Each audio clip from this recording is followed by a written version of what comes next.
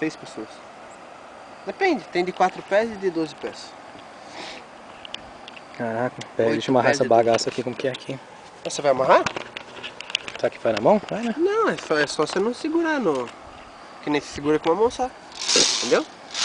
Esse que é o problema, na hora de pular aqui, segurar com uma mão só. Por quê? Você não precisa... Faz o seguinte, solta o corpo.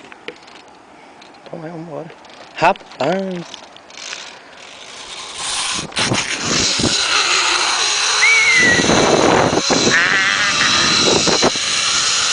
Uau!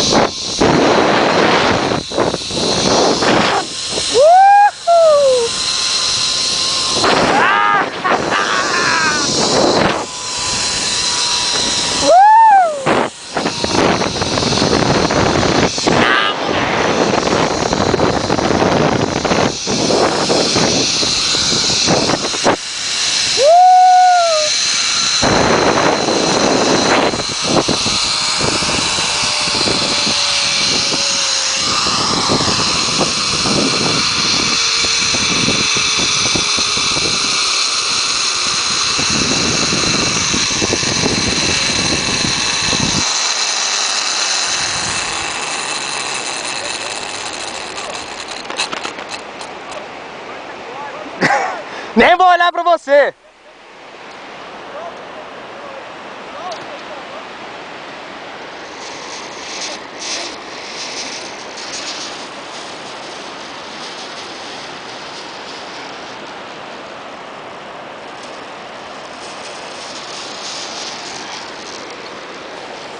Segura a corda. Vamos nós!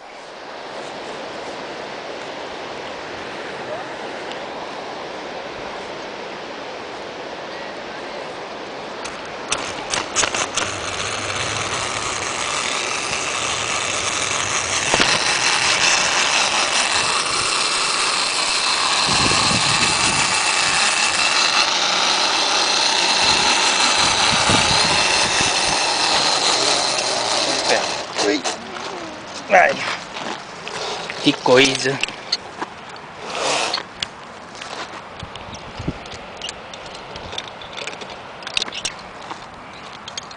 Vamos ver se os dois estão lá, vai. Talvez sim. Louco, né, rapaz? Gostoso pra caralho. Aquele rio é lindo.